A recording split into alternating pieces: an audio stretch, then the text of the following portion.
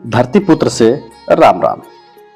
Podcast की इस श्रृंखला कुछ आप बीती कुछ जग बीती में फिर उपस्थित हैं हम एक नई कहानी के साथ।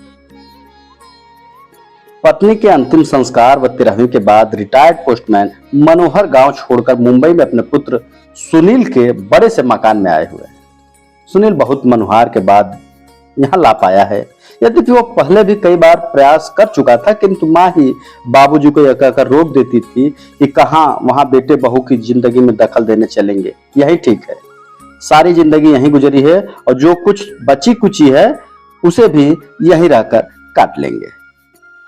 बस बाबूजी की इच्छा मर जाती, पर इस बार कोई साक्षात अवरोध नहीं था और पत्नी की स्मृतियों में बेटे के स्नेह से अधिक ताकत नहीं थी, इसलिए मनोहर मुंबई आ ही गए। सुनील एक बड़ी कंस्ट्रक्शन कंपनी में इंजीनियर है। उसने आलीशान घर व गाड़ी ले रखी है। घर में घुसते ही मनोहर ठिठक कर रुक गए। गुदगुदी मैट पर पैर रखे ही नहीं जा रहे हैं। उनके दरवाजे पर उन्हें रुका देखकर सुनील बोला, आइए बाबूजी, अंदर आइए। बेटा, मेरे गंदे पैरों से यह कालीन गंदी तो नहीं हो जाएगी? बाबूजी, आप उसकी चिंता ना करिए, आइए यहाँ सोफे पर बैठ जाइए। सहमे हुए कदमों में चलते हुए मनोहर जैसे ही सोफे पर बैठे तो उन्हें चीख निकल गई, अरे मर गया रे।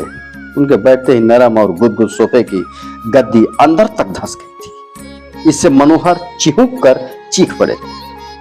चाय पीने के बाद सुनील ने मनोहर से कहा, बाबूजी आइए आपको घर दिखा दूं अपना। जरूर बेटा, चलो।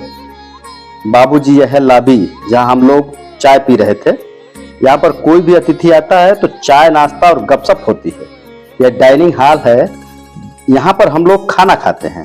बाबूजी, यह रसोई है और इसी से जुड़ा हुआ यह भंडार घर है। यहाँ रसोई से संबंधित सामग्री रखी जाती है। और ये देखिए, ये बच्चों का कमरा है। तो बच्चे क्या अपने माँ बाप के साथ नहीं रहते? बाबूजी, यह शहर है और शहरों में मुंबई है। यहाँ बच्चों को जन्म से ही अकेले सोने की आदत डालनी पड़ती है। माँ तो बस समय समय पर उसे दूध पिला देती है और उसे शेष कार्य आया कर जाती है। थोड़ा ठहर कर सुनील ने आगे कहा, बाबूजी, यह आपकी बहू और मेरे सोने का कमरा है और इस कोने में एक गेस्ट रूम है। कोई अतिथि आ जाए तो यहीं ठहरता है। यह छोटा सा कमरा पालतू जानवरों के लिए है। कभी कोई कुत्ता आदि पाला गया तो उसके लिए व्यवस्था कर रखी है।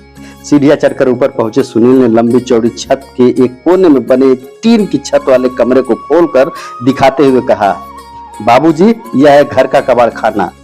घर की सब टूटी फूटी और बेकार वस्तुएं यहीं पर एकत्र कर दी जाती हैं और दिवाली होली पर इसकी सफाई कर दी जाती है। ऊपर ही एक बाथरूम और टॉयलेट भी बना हुआ है। मनोहर ने देखा कि इसी कबाड़ खाने के अंदर एक फोल्डिंग चारपाई पर बिस्तर लगा हुआ है और उसी पर उनका झोला रखा हुआ है। मनोहर ने पलट कर सुनील की तरफ देखा, किंतु वह उन्हें वहां अकेले छोड़कर सरपट नीचे जा चुका था। मनोहर उस चारपाई पर बैठकर सोचने लगे कि कैसा घर है।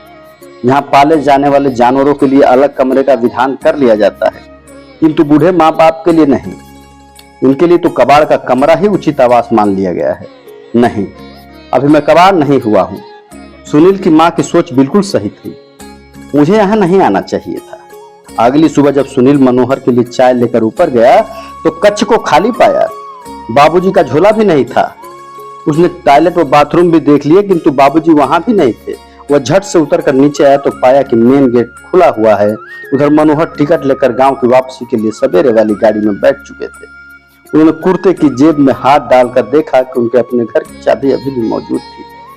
उन्होंने उसे कस के मुट्ठी में पकड़ लिया और चलती हुई गाड़ी में उनके चेहरे को छू रही हवा उनके स्निग्ध और मजबूत बना रही थी। घर पहुंचकर चैन की सांस ली। यह कहानी जिसने भी लिखी दिल को छू गई। क्या हम अपने माँ बाप को कबाड़ में रखेंगे? कबाड़ के कमरे में रखेंगे? शिक्षा वो होनी चाहिए जो शिक्षित व्यक्ति के हृदय को संवेदनशील बनाए, संवेदन विहीन नहीं। धन्यवाद। फिर मिलेंगे अगले एपिसोड में।